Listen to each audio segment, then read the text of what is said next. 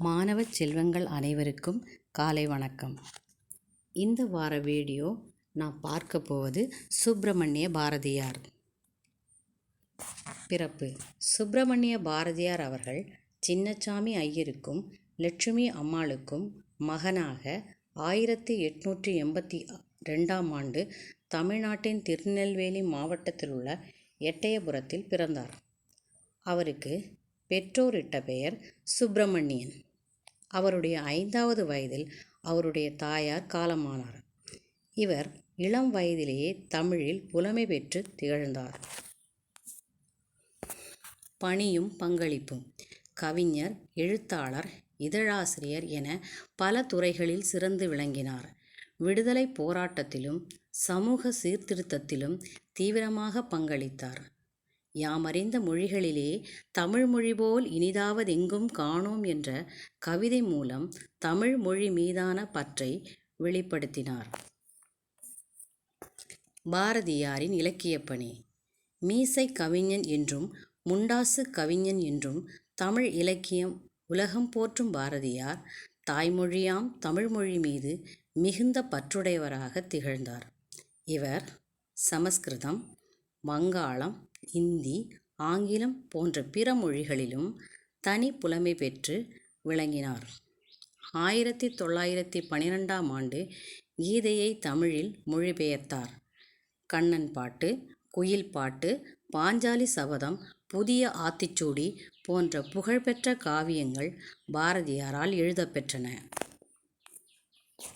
விடுதலை போராட்டத்தில் பாரதியின் பங்கு: சுதந்திர போரில் பாரதியின் பாடல்கள் உணர்ச்சி வெள்ளமாய், காட்டுத்தீயாய், சுதந்திர கனலாய் தமிழ்நாட்டை வீறு கொள்ளச் செய்தது. பாரதியார் இந்திய பத்திரிகையின் மூலம் மக்களிடையே விடுதலை உணர்வை தூண்டும் வகையில் பல எழுச்சியூட்டும் கட்டுரைகளை எழுதினார்.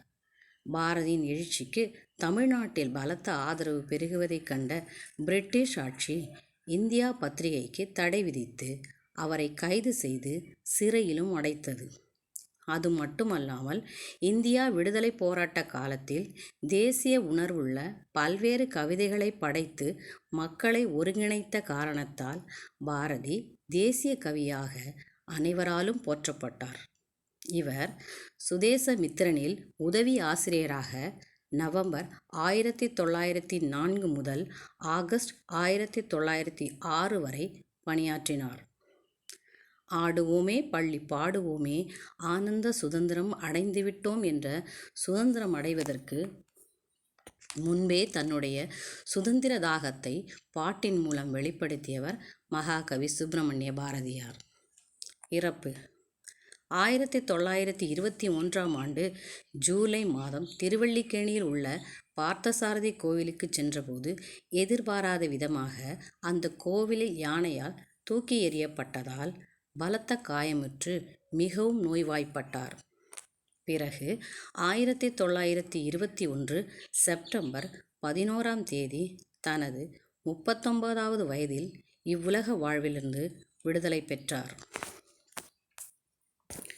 பாரதியாரை நினைவூட்டும் சின்னங்கள்: எட்டயபுரத்திலும் சென்னையிலும் உள்ள திருவல்லிக்கேணியிலும் பாரதியார் வாழ்ந்த இடத்தை பாரதியாரின் நினைவு இல்லமாக தமிழ்நாடு அரசு மாற்றி இன்று வரை பொதுமக்களின் பார்வைக்காக பராமரித்து வருகிறது. இவர் பிறந்த எட்டயபுரத்தில் பாரதியின் நினைவாக மணி மண்டபம் அமைக்கப்பட்டு இவருடைய திருவுருவச் சிலையும் வைக்கப்பட்டுள்ளது.